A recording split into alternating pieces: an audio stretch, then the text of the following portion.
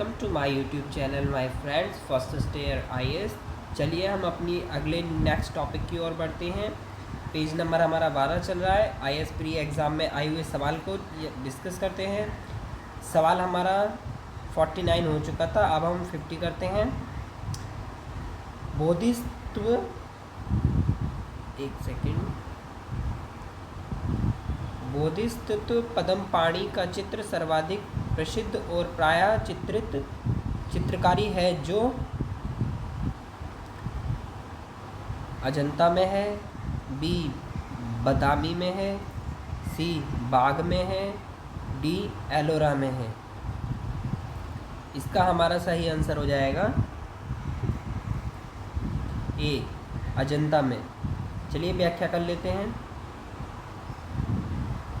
अजंता की गुफाएं बौद्ध धर्म की महायान शाखा से संबंधित हैं, जिसमें बोधिसत्व पद्मपाणि का चित्र सर्वाधिक प्रसिद्ध और चित्रित चित्रकारी है। अजंता की गुफा 17 के चित्र को चित्रशाला कहा गया है। इसमें बुद्ध के जन्म, जीवन, महाविनिष्क्रमण एवं महापरिनिर्वाण की घटनाओं से संबंधित चित्र चित्रित किए गए हैं। चलिए अगला सवाल देखते हैं हम अपना। भारत की धार्मिक प्रथाओं के संदर्भ में स्थानकवासी संप्रदाय का संबंध किससे है? ए बौद्ध मत से, बी जैन मत से, सी वैष्णव मत से, डी शैव मत से। इसमें हमारा आंसर हो जाएगा बी जैन मत से। चलिए इसके ऊपर अब व्याख्या कर लेते हैं थोड़ी।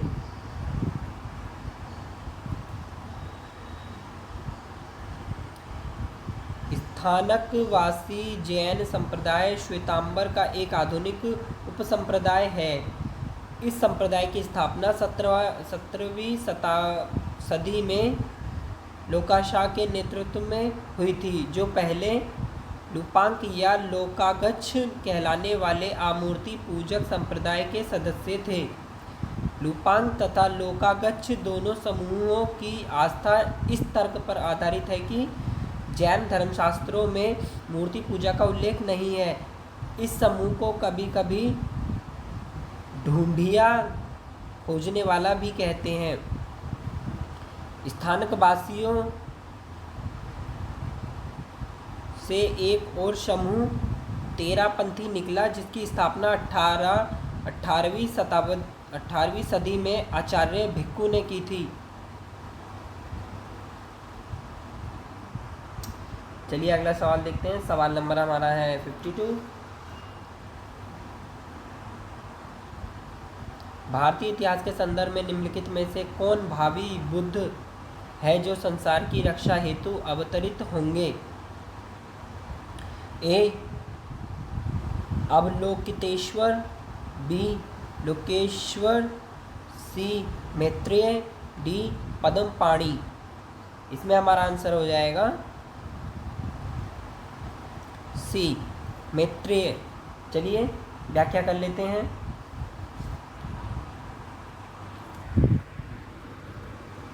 मैत्रेय बौद्ध मान्यताओं के अनुसार भविष्य के बुद्ध हैं। अमिताभ सूत्र और सौंदर्य पुंडरीक सूत्र में इनका नाम अजित वर्णित है। बौद्ध परंपराओं के अनुसार मैत्रेय एक बोधिसत्व है जो पृथ्वी पर भविष्य में अवतरित होंगे और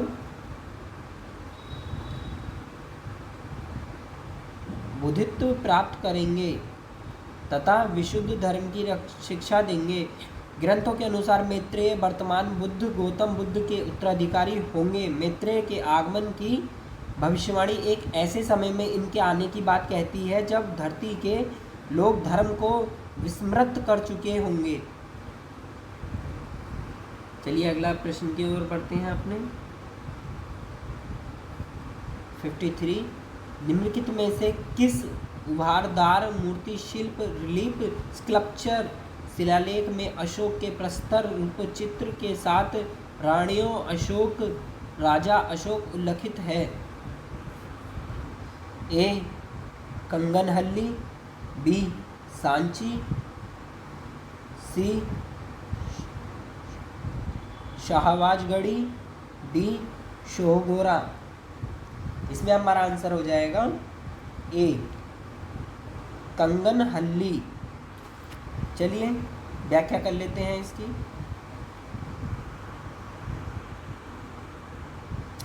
कंगनहल्ली भारत के कर्नाटक राज्य में स्थित एक महत्वपूर्ण उत्खनन स्थल है। यह एक उत्खनन स्थल है।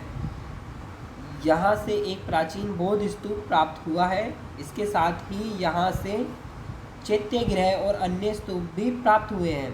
इन स्तूपों पर बौद्ध धर्म से संबंधित जातक कथाएं और सातवाहन राजाओं से संबंधित अनेक प्रतिमाएं प्राप्त हुई।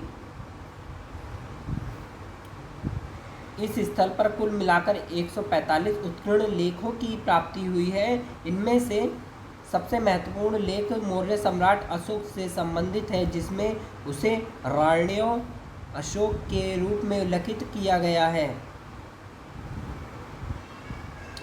सांची, सहवाजगढ़ी और शोहगोरा अन्य स्थल हैं जहां से मौर्य सम्राट अशोक के स्तूप अभिलेख प्राप्त हुए हैं।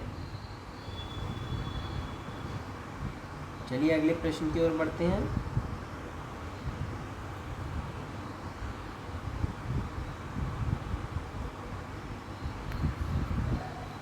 भारत के धार्मिक इतिहास के संदर्भ में निम्नलिखित कथनों पर विचार कीजिए। एक,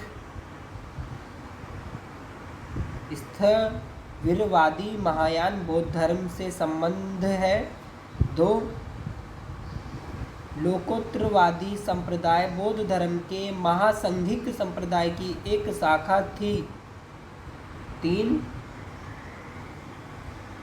महासंघिकों द्वारा बुद्ध के देवतावरोपण ने महायान बौद्ध धर्म को प्रोत्साहित किया। कूट हमारे सामने लगा दिए गए हैं, सही कूट की पहचान करनी है। चलिए करते हैं। इसमें हमारा कूट सही होगा बी, 2 और 3। चलिए अब इस पर व्याख्या कर लेते हैं।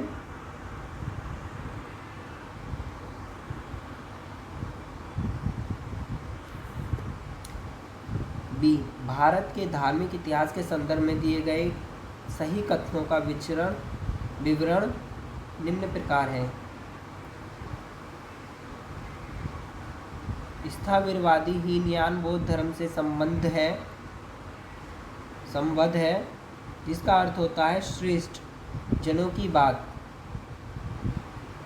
बौद्ध धर्म की इस शाखा में पाली भाषा में लिखे हुए प्राचीन त्रिपिटक धार्मिक ग्रंथों का पालन करने पर बल दिया जाता है। ये बौद्ध धर्म को उनके मूल रूप मानते हैं। महायान बौद्ध धर्म की दूसरी शाखा है। हीनयान के परंपरा के विपरीत महात्मा बुद्ध को देवी देवताओं के रूप में पूजा करते हैं। इस प्रकार हीनयान बौद्ध की वास्तविक व प्राचीन परंपरा को मानता है, अतः कथन एक असत्य है।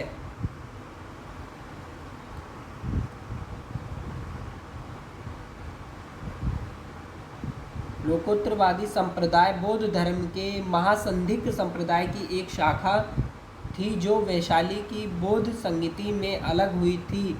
लोकोत्तरवाद निकाय बौद्ध धर्म के 18 निकायों में से एक है। ये बौद्ध की संतति में शास्त्रव धर्मों के अस्तित्व को सर्वथा नहीं मानते हैं। इनके अनुसार सम्यक संबोधि की प्राप्ति के अनंतर बुद्ध के सभी आश्रय अर्थात चित्र, चैतसिक रूप आदि परावृत होकर निराशव और लोकोत्तर हो जाते हैं, अतः कथन 2 सही है।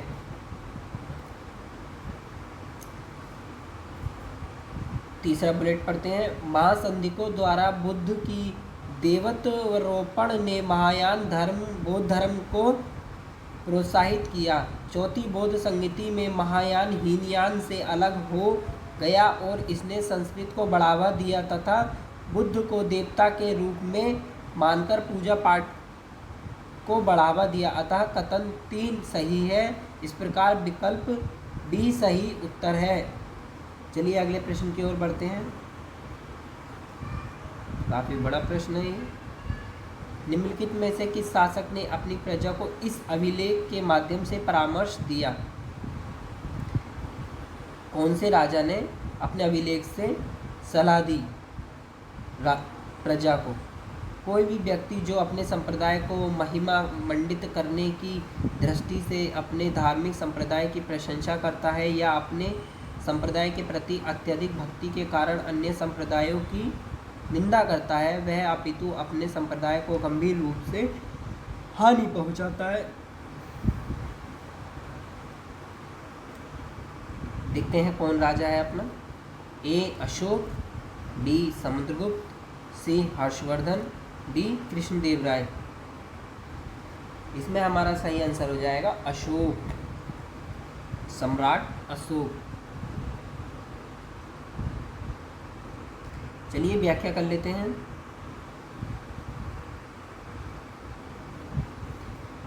व्याख्या दिया गया उदाहरण अशोक के शिलालेख 12 से संबंधित है, जिसमें अशोक ने धार्मिक सहिष्णुता की नीति का उल्लेख किया है। इसके माध्यम से लोगों को परामर्श दिया गया है। अशोक के 14 शिलालेख हैं, जिसमें शिलालेख 13 में कलिंग युग तथा अशोक के हृदय परिवर्तन की बात कही गई है। प्रथम शिलालेख में पशु बलि की निंदा की गई है। अशोक के शिलालेख की खोज वर्ष 1750 में पाद्रेटी फिनथ्रेलर ने की थी। अशोक के शिलालेख को पढ़ने में पहली सफलता वर्ष 1837 में जेम्स को प्राप्त हुई। अशोक के शिलालेख में ब्राह्मी, खरोष्टी, ग्रीक तथा अरमाइक लिपि का प्रयोग हुआ है, अतः विकल्प ए सही है। चलिए अगला हम जल्दी से पेज आपके सामने लेकर आएंगे। वीडियो आपका पूरा देखने के लिए बहुत बहुत धन्यवाद। मिलते हैं, ऐसे ही आपके सामने लाते रहेंगे। प्लीज़ लाइक एंड सब्सक्राइब करें। धन्यवाद।